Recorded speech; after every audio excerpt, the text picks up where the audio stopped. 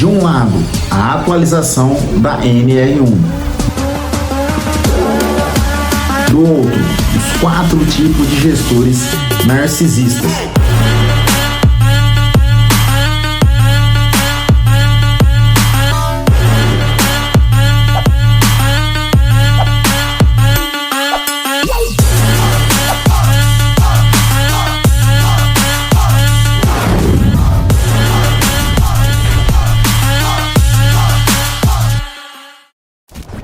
Fala, meus guerreiros, eu sou Marcelo Messias, gestor de produção há mais de 18 anos, formado em administração de empresas e pós-graduado em gestão de pessoas e talentos nas organizações. Nesse vídeo eu quero falar com vocês sobre o narcisismo nas organizações e por que este tipo de gestor e por que esse tipo de comportamento pode estar criando um passivo para a sua empresa, para a sua organização. Entenda nesse vídeo como eles pensam, como que eles agem e como que eles podem estar adoecendo a sua equipe no ambiente de trabalho. Se a sua liderança é baseada em ego, controle e humilhação, a NR1 colocou isso no radar de risco da sua empresa. E o que é um transtorno narcisista? É um transtorno de personalidade caracterizado por um padrão persistente de grandiosidade, demonstrando assim a necessidade de admiração e uma falta significativa de empatia. Tipo de gestor narcisista número 1 é aquele que é o narcisista grandioso, é o rei do próprio império. Ele é egocêntrico, arrogante, sedento por validação, faz questão de exibir superioridade, gosta de impressionar, não escuta a opinião dos outros e como que ele se vê? Ele sempre vai se ver superior, brilhante, indispensável e acima das regras. Como que esse tipo de gestor age? Ele gosta de palco, centraliza as decisões, se autopromove, rouba crédito, ele gosta de humilhar de forma direta ou irônica e jamais vai aceitar ser contrariado. O narcisista grandioso, ele não constrói time, ele constrói apenas plateia. Tipo de gestor narcisista número 2 é o gestor narcisista tipo maligno. É aquele gestor que é o manipulador de ambientes, parecido com o grandioso, porém com requintes maiores de crueldade. Como ele se vê? Ele se vê muito esperto, estrategista, acima do bem e do mal e possui muita ausência de culpa. Como que esse tipo de gestor age? Ele vai manipular as informações, cria intriga na equipe, joga pessoas umas contra as outras, distorce os fatos, ameaça de forma velada, usa medo, culpa e exposição e tem frieza em seus comportamentos, possui muito desprezo e intimida as pessoas. E além de se achar superior, ele vai destruir as pessoas ao seu redor para que os créditos sejam apenas dele. E é o tipo de gestor que sempre vai humilhar e vai fragmentar a autoconfiança das pessoas.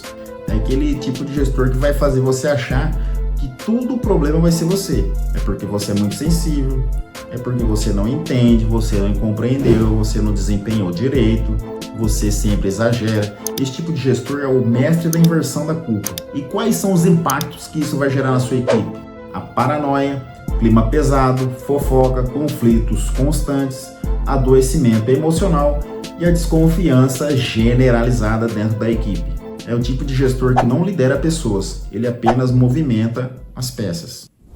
E o tipo de gestor narcisista número 3 é o gestor narcisista comunal. É aquele que vai se achar o salvador da pátria. Como que ele se vê? Ele se acha que é o bom, ele é justo, ele é ético, ele é humano, é um inspirador. E como que ele age? Ele vai construir aquela imagem de líder perfeito, sabe? Aquele que fala de valores o tempo todo, tem consciência social, tira foto fazendo caridade para se autopromover, romantiza mais a situação do que procura solucionar o problema. É aquele camarada que diz que ajuda as crianças lá na África, mas na sua comunidade tem gente passando fome e ele não faz questão de ajudar. É aquele cara que se acha o protetor, acolhedor, mas nos bastidores ele controla, invalida, culpa, pressiona e cobra lealdade emocional. E quais são os impactos na equipe? A confusão emocional, o medo de discordar, dependência, sensação de dívida. É o tipo de gestor que não quer liderar, ele apenas quer ser idolatrado. E o tipo de gestor narcisista número 4 é o gestor narcisista vulnerável, também conhecido como a vítima profissional. Como que ele se vê? É aquele gestor que sempre vai se ver injustiçado, incompreendido, desvalorizado, um coitadinho, mas por dentro ele possui uma grandiosidade e vai usar apenas essa imagem de vítima para manipular as pessoas. E como que ele age? Ele vai se vitimizar, reage mal a feedback, se ofende com facilidade, transfere culpa, chantageia emocionalmente e gera pena para manter o controle. Aquele gestor que sempre erra, mas vai colocar a culpa na equipe, no mercado, na diretoria, no sistema. E quando alguém discorda, ele se fecha, se magoa e ataca emocionalmente com reações desproporcionais. É aquele tipo de gestor que onde ele lidera, a equipe vira terapeuta. E assim, pessoal, uma coisa é a pessoa ter traços narcisistas, outra coisa é a pessoa ter um transtorno, são coisas diferentes. Cuidado aí para não sair achando que agora é o expert em diagnosticar comportamento e pessoas com transtorno narcisista. Esse não é o objetivo do vídeo, tá bom? E o que agora traz a nova atualização da NR1? A atualização da nova NR1, ela vai falar muito de fatores psicossociais, como ansiedade, depressão. O que é um risco psicossocial no trabalho? São fatores presentes no contexto de trabalho que podem afetar negativamente a saúde mental e emocional dos trabalhadores. Esses riscos incluem situações como estresse excessivo, assédio moral ou sexual, falta de apoio social, pressão por metas ou carga de trabalho desproporcional, além de um ambiente de trabalho tóxico. A exposição prolongada a esses fatores pode levar a problemas como ansiedade, depressão, esgotamento profissional, chamado burnout, e outros transtornos psicológicos. É fundamental que as empresas identifiquem e gerenciem esses riscos, promovendo um ambiente saudável que favoreça o bem-estar e a produtividade dos colaboradores. Para vocês terem uma ideia, só no ano de 2025, mais de 546.254 pessoas foram afastadas do trabalho por questões de saúde mental.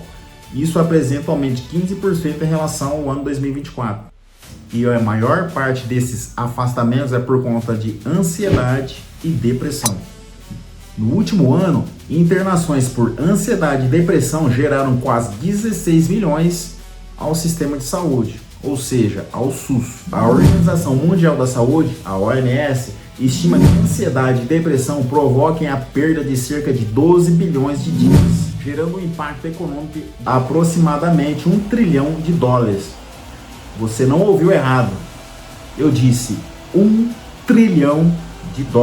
Nos últimos 10 anos, o número de afastamentos por saúde mental no Brasil, ela praticamente dobrou. A gente saiu aí de um número em 2014 de 221.721 afastamentos para 472.328 afastamentos em 2024. Ou seja, mais do que dobramos os números de afastamentos em apenas 10 anos. Agora, estratificando aí por tipos de afastamentos, perceba que nos últimos 10 anos a gente saiu aí de afastamento por depressão. Em 2014 tinham 459 mil afastamentos, saltando aí para 2024 para 113 mil afastamentos. Ou seja, dobramos aí o número de afastamentos. Agora, quando a gente vai analisar o quadro de ansiedade, perceba que tínhamos 32 mil afastamentos em 2014, saltando aí para 141 mil afastamentos em 2024. Ou seja, quadruplicou o número de afastamento apenas num período aí de 10 anos. E hoje, aquele gestor que ainda não entendeu que tanto a saúde física quanto a saúde mental da sua equipe de trabalho é importante nas empresas, é um gestor que está fadado ao fracasso no ambiente de trabalho. E se esse vídeo fez sentido para você, curte, comente, compartilhe, divulgue ele nas suas redes sociais. Vamos fazer com que esse vídeo chegue ao maior número de pessoas possíveis. Compartilhe ele no seu grupo de trabalho, compartilhe ele com a sua equipe de RH. Vamos fazer com que as pessoas tomem conhecimento desse assunto que é tão importante e tão imprescindível hoje, que é o adoecimento das pessoas no ambiente de trabalho por conta de gestores tóxicos, por conta de ambiente de trabalho tóxico, por conta de gestores que não sabem gerir uma boa equipe.